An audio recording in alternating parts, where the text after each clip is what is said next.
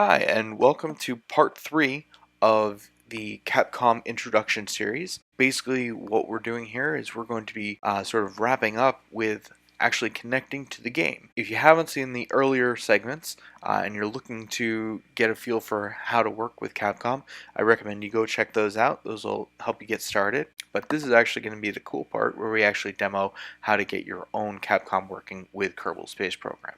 So, without any further ado, let's get started. So the first thing that we're going to talk about is actually the configuration file.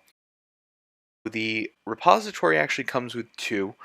There's capcom.json, which is mine, my configuration file for my project, and that's basically it's got pretty much everything that you can think of. So if you want a reference, that's where you should look. But it's also got a basic one, which is actually the one that we're going to be using for this sample. So the first thing that we're going to do is we're actually going to take a look at basic.json.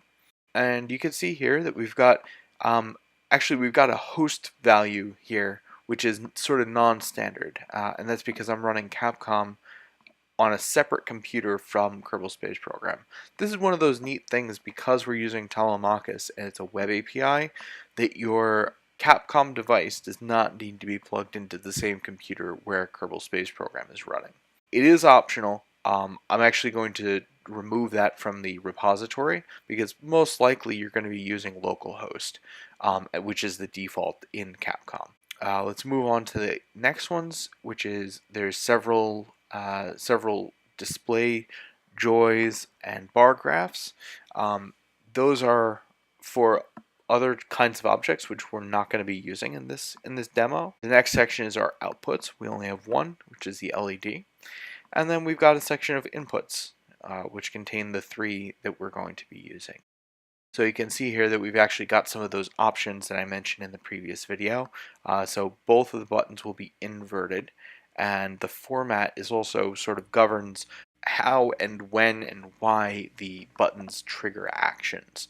So you can actually take a look in the code. It's pretty easy. The name specified here actually corresponds to a method in the pin class. Okay, so it's pretty simple, but if you want, you could just use the ones here. I'll probably be putting out some documentation about the other ones, just so you don't need to necessarily dig around in the code. Okay, so once you're happy with this, if you want to get started with this on your own, just make sure you change the pins to wherever you plug in your buttons and switches, and you should be good to go. The next thing that we need to do is sort of move the configuration files around because it assumes capcom.json is the config file. So we'll just move the old one aside and we'll move the basic one to the expected file. With that said, we're ready to launch a rocket here. So you can see here we've got Kerbal Space Program running off to the left. So what we'll do is we'll run python capcom.py. Basically the first thing that it does is it attempts to connect to the Arduino, it reads the configuration, it tries to connect to the telemetry, and we're waiting for input. Okay, so you can see now if I push that button, that enables SAS and disables SAS. And if I push the other button, it starts the rocket.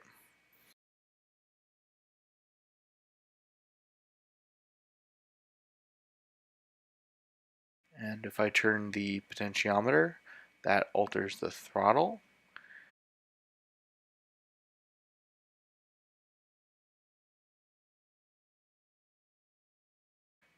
And we're airborne.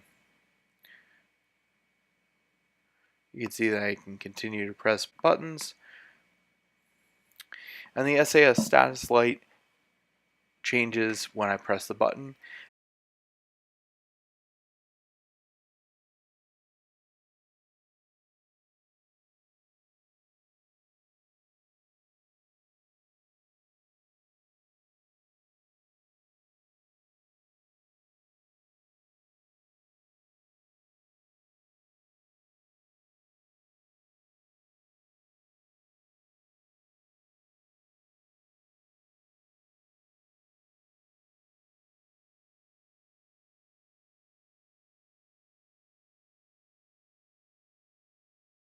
And also, if I go into Kerbal Space Program itself and I press T to enable SAS, you can see that the LED also changes independently of pressing the button. And that's because it's completely separate.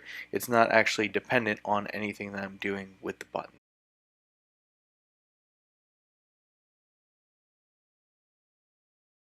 So that's about it. That's how to use Capcom to launch a rocket in Kerbal Space Program. I hope you've enjoyed it. I hope you've learned something about Kerbal Space Program, about electronics, and more than anything else, I hope that you try it. Definitely give it a try. It adds a whole new dimension to the game. I really enjoy it, and I've really enjoyed making it. So, if you have anything you'd like to see, more information, walkthroughs, FAQs, that sort of thing, definitely drop me a line. I'm still actively developing this and working on it, as well as working on the hardware enclosure for my project. But I'm happy to help support the community. So if you have anything you'd like to see, let me know.